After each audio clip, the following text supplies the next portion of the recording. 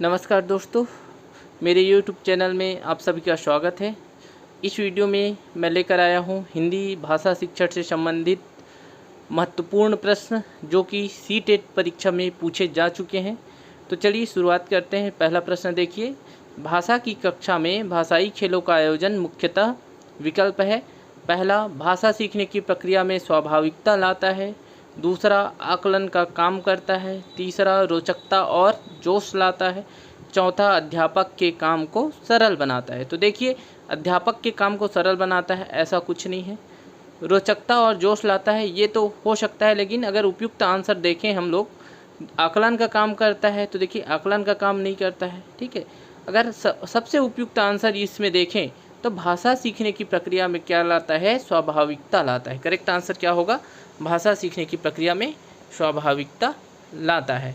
अब देखिए, कहीं कहीं पे इसका आंसर रोचकता और जोश लाता है भी दे दिया होगा आपकी पुस्तकों में या फिर कहीं पे नेट में सर्च करेंगे तो, लेकिन इसका करेक्ट आंसर क्या होगा, भाषा सीखने की प्रक्रिया में स्वाभाविकता लाता है।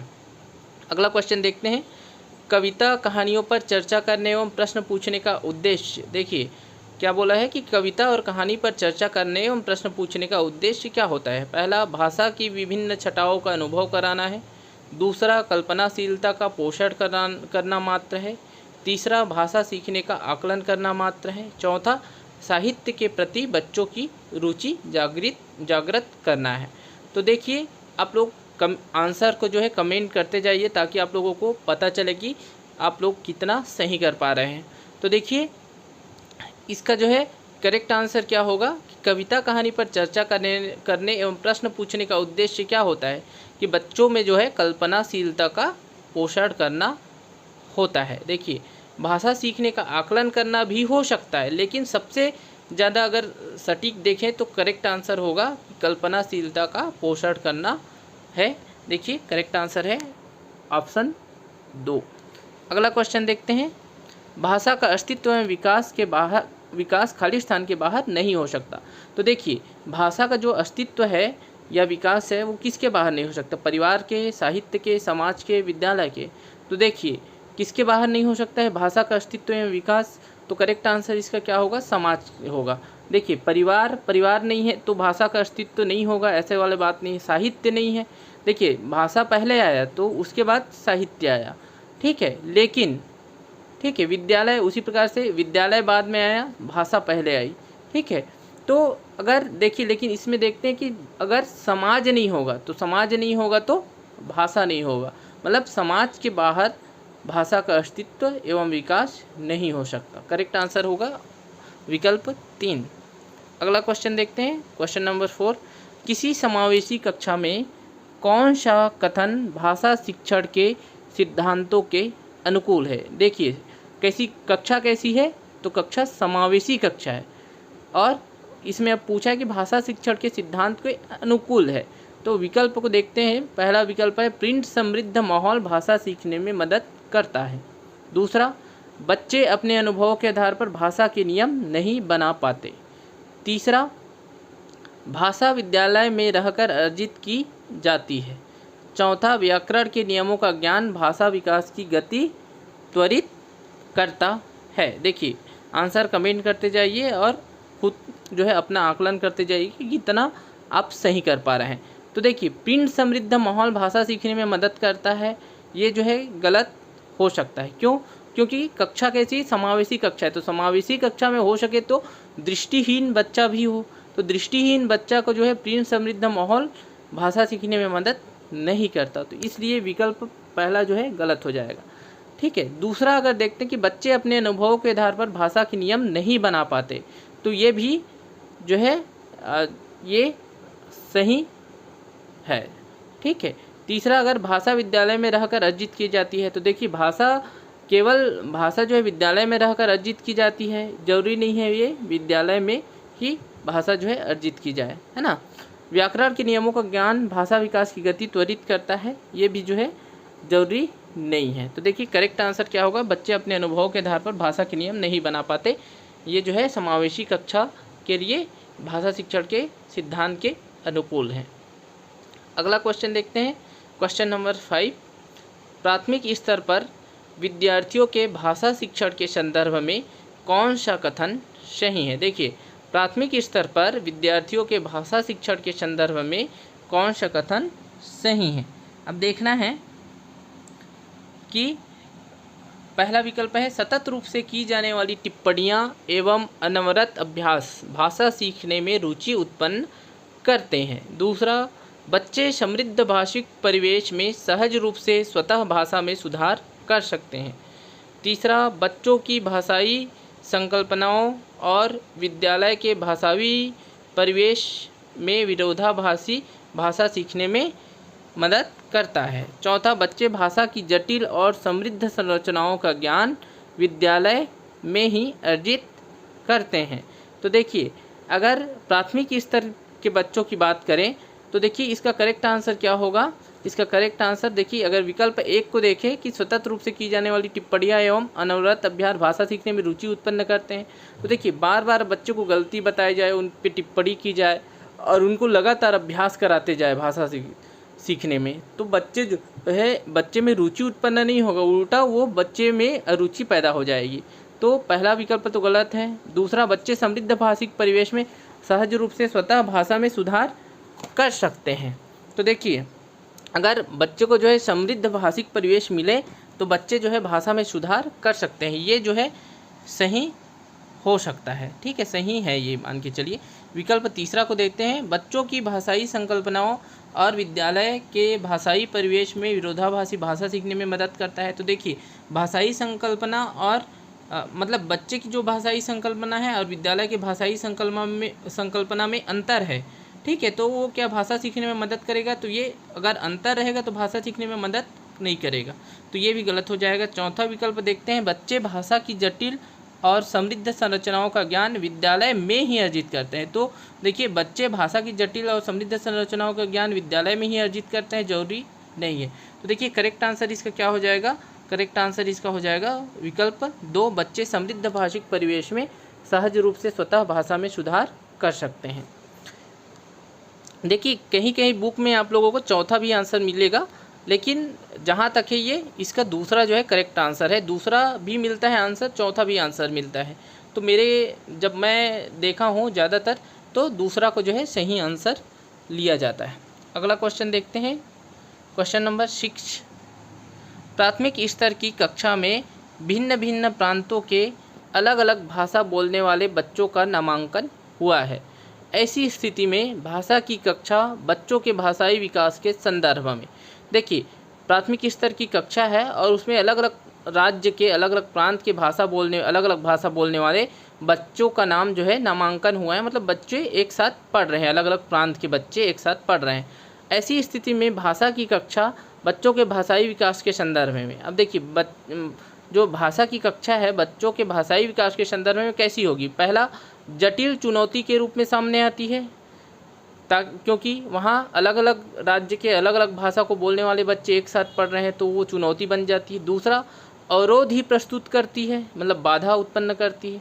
तीसरा, बहुत बड़ी समस्या बन जाती है। देखिए, अलग अलग राज्य के बच्चे हैं, मतलब अलग अलग भाषा बोलने वाले हैं, तो वो जो है बहुत बड़ी समस्या बन जाती है। चौथा, अनमोल संसाधन के रूप में कार्य करती है। ठीक है, तो देखिए अगर हम बहुभाषी कक्षा के संदर्भ में बात करें तो एनसीएफ 2005 के हिसाब से क्या होता है, बहुभाषी कक्षा जो है एक संसाधन के रूप में कार्य करती है। तो करेक्ट आंसर इसका क्या होगा, अनमोल संसाधन के रूप में कार्य करती है। बच्चे एक दूसरे की भाषाओं से सीखते हैं, तो ये जो है संसाधन के रूप में कार्य करती है। अगला क्वेश्चन देखते हैं, पहली कक्षा की भाषा अध्यापिका अपने एक विद्यार्थी के भाषाई विकास के संबंध में चिंतित है, क्योंकि देखिए पहली कक्षा की एक भाषा अध्यापिका है, अपने विद्यार्थी के भाषाई विकास के संबंध में चिंतित है, क्योंकि पहला विकल्प है विद्यार्थी पठन पाठन में रुचि प्रदर्शित नहीं करता है। दूसरा, विद्यार्थी को घर पर बात करने के बहुत कम अवसर मिलते हैं। तीसरा, विद्यार्थी के माता और पिता की मातृभाषा अलग अलग है। चौथा, विद्यार्थी अपने साथियों से बहुत झगड़ता है। तो देखिए इसका करेक्ट आंसर क्या होगा। देखिए अगर विकल्प चौथा से हम लोग देखना चालू करते हैं, विद्यार्थी अपने साथियों से बहुत झगड़ता है, तो ये कारण हो सकता है, लेकिन यहाँ पे पूछा क्या गया है कि भाषाई विकास के संबंध में पूछा गया है। तो देखिए भाषाई विकास के संबंध में जो है चौथा विकल्प सही नहीं होगा। ठीक है, उसके लिए चिंता की जा सकती है, लेकिन यहाँ चूंकि दे दिया है कि भाषाई विकास के संबंध में चिंतित है, मतलब बच्चे का जो भाषाई विकास सही तरीके से नहीं हो रहा है। ठीक है, तो विद्यार्थियों से लड़ना इसमें का आंसर नहीं होगा। तीसरा अगर देखते हैं, विद्यार्थी के माता और पिता की मातृभाषा अलग अलग है। तो देखिए ये तो घर का परिवेश है, यहाँ मतलब भाषा अध्यापिका चिंतित है। ठीक है, तो ये भी उसका कारण नहीं होगा, है ना। अगर दूसरा विकल्प को देखें, विद्यार्थियों को घर पर बात करने के बहुत कम अवसर मिलते हैं। तो देखिए ये यहाँ पे प्रश्न है विद्यालय के संबंध में, और यहाँ पे बात विकल्प में दिया है कि घर पर बात करने के बहुत कम अवसर मिलते हैं, तो ये भी कारण नहीं होगा। पहला विकल्प को देखें कि विद्यार्थी पठन पाठन में रुचि प्रदर्शित नहीं करता है। तो देखिए ये करेक्ट आंसर हो जाएगा कि अगर विद्यार्थी जो है भाषा के पठन पाठन में रुचि प्रदर्शित नहीं करेगा तो वो फिर अध्यापिका को उसके विकास के संबंध में चिंतित होना पड़ेगा, है ना। तो ये जो है करेक्ट आंसर होगा विकल्प पहला। अगला क्वेश्चन देखते हैं, क्वेश्चन नंबर 8। बच्चों के बोलना सीखने के संदर्भ में कौन सा कथन सही है। देखिए बच्चे जो है बोलना सीखने के संदर्भ में, बच्चे के बोलना सीखने के संदर्भ में कौन सा कथन सही है। पहला, सभी बच्चों की बोलना सीखने की गति एक समान होती है। दूसरा, बड़े परिवार में बच्चों की बोलना सीखने की गति तेज होती है। तीसरा, निर्धन परिवारों से आए बच्चों की बोलने सीखने की गति धीमी होती है। चौथा, कहने सुनने के अधिक से अधिक अवसर मिलने पर बच्चे बोलना सरलता से सीखते हैं। तो देखिए सभी बच्चों की बोलना सीखने की गति एक समान होती है, तो ये गलत है ना। सभी बच्चों की बोलना सीखने की गति एक समान नहीं होती। अगर हम देखें दूसरा विकल्प कि बड़े परिवार में बच्चों की बोलना सीखने की गति तेज होती है, तो ये भी जो है गलत हो जाएगा। ज़रूरी नहीं है कि बड़े परिवार के बच्चे जो है बोलना सीखने की गति उसकी तेज हो। और उसी प्रकार तीसरा विकल्प को भी देखें कि निर्धन परिवारों से आए बच्चों के बोलने सीखने की गति धीमी होती है, ये भी गलत हो जाएगा। ठीक है, ज़रूरी नहीं होता है कि निर्धन परिवार के बच्चे रहें वो जो है उसके बोलने सीखने की गति जो है धीमी हो। चौथा विकल्प को देखें तो ये देखते हैं, कहने सुनने के अधिक से अधिक अवसर मिलने पर बच्चे बोलना सरलता से सीखते हैं, ये करेक्ट होगा। बच्चों को जितना ज़्यादा भाषाई परिवेश मिलेगा, जितना ज़्यादा उसको सुनने को मिलेगा, जितना ज़्यादा उसको कहने को मिलेगा, बच्चा उतना आसानी से बोलना सीखेगा। तो देखिए करेक्ट आंसर इसका क्या हो जाएगा, चौथा जो है करेक्ट आंसर हो जाएगा। अगला क्वेश्चन देखते हैं, इसका जो PDF मैं अपने टेलीग्राम चैनल पे सेंड कर दूंगा, तो आप लोग अभी देखते जाइए और आंसर को कमेंट करते जाइए कितना कितना आप लोगों का सही हो रहा है। अगला क्वेश्चन देखते हैं, विद्यालय कक्षा में समृद्ध भाषाई परिवेश से तात्पर्य है। देखिए विद्यालय या कक्षा में समृद्ध भाषाई परिवेश से तात्पर्य है। विकल्प पहला है मुख्य धारा की भाषा सुनने के अधिक से अधिक अवसर। दूसरा, बोलने सुनने पढ़ने लिखने के अधिक से अधिक अवसर। तीसरा विकल्प है एक से अधिक भाषाओं के शब्दकोश की उपलब्धता। चौथा है अध्यापक को एक से अधिक भाषाओं की जानकारी।